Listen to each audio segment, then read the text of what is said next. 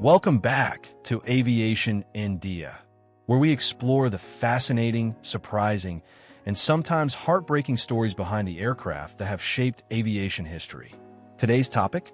6 old planes that used to be great, but nobody wants today.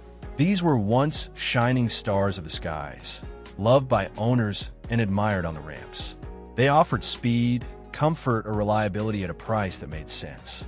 But over time, technology advanced, fuel prices changed, regulations tightened, and, well, they lost their charm. Now, they sit in hangars collecting dust, selling for shockingly low prices, or being parted out for spares. Let's take a look at these fallen legends and figure out exactly what went wrong. Piper Aztec. The Piper Aztec was a workhorse in its day, a twin-engine piston with great payload, plenty of cabin space, and the ability to carry 6 people plus baggage with ease. Introduced in the late 1950s, it became a favorite for charter companies, bush pilots, and private owners alike. It could cruise at about 190 knots and had a range of nearly 1,000 nautical miles, making it incredibly versatile. So, why is it unwanted today? Fuel consumption is a big reason. Too big Lycoming I/O. 540 engines drink fuel like there's no tomorrow, and maintenance costs have soared as parts become harder to find. Its avionics are outdated in most units, and upgrading them costs almost as much as buying the airplane. Insurance for older twins has also gone up dramatically, especially for low-time pilots.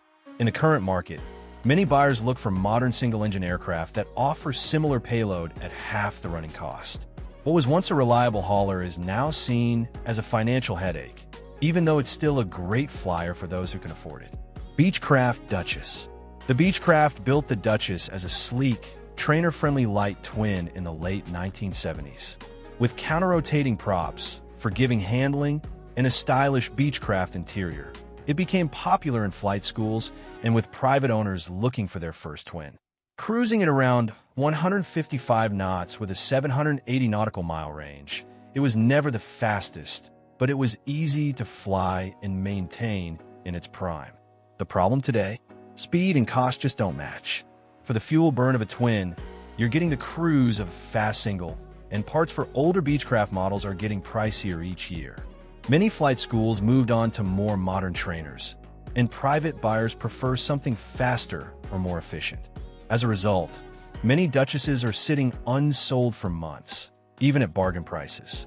In its time, it was the perfect step-up airplane, but today it's often seen as a step backwards.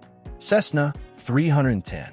Once a symbol of corporate and personal success, the Cessna 310 was one of the most beautiful light twins ever built.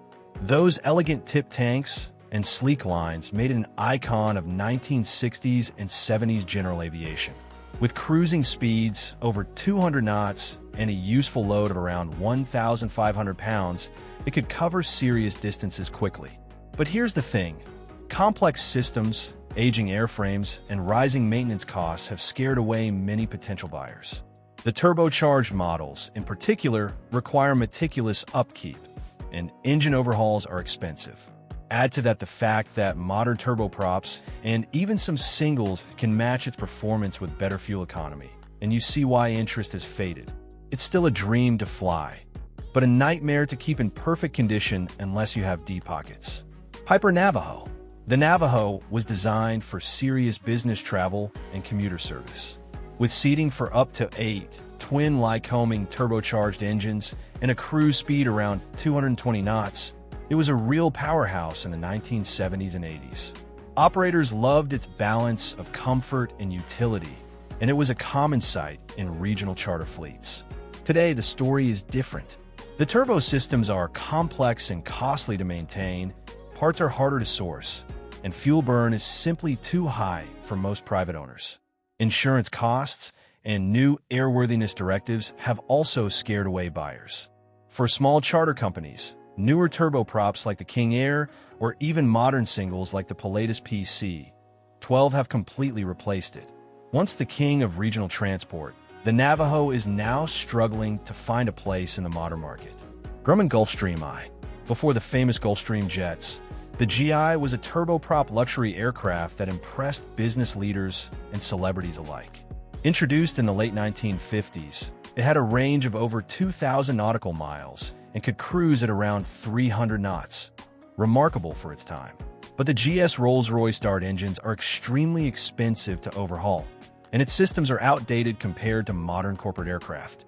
Fuel burn is high, noise levels are significant, and meeting current noise and emissions regulations often requires costly modifications.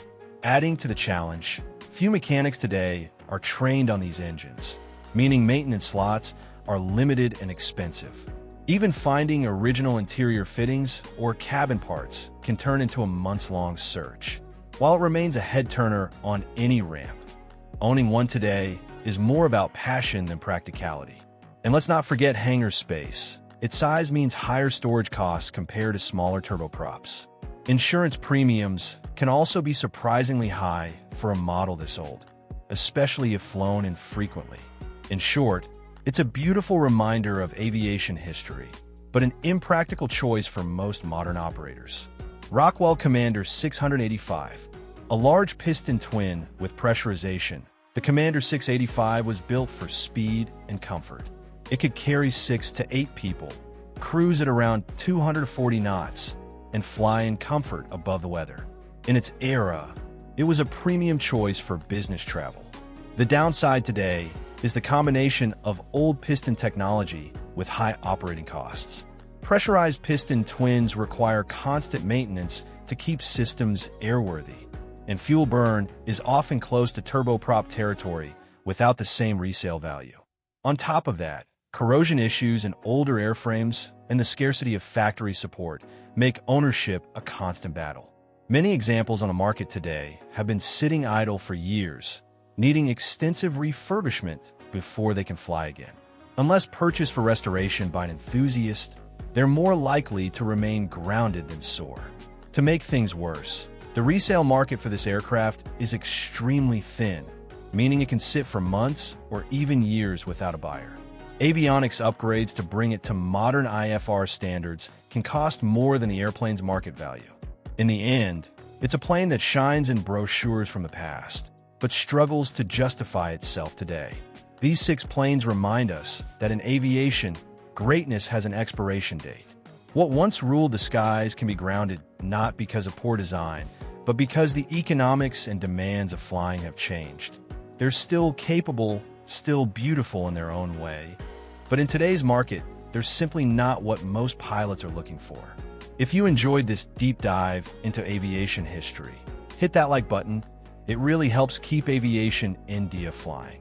And don't forget to subscribe so you never miss another list of fascinating aircraft. See you on the next flight.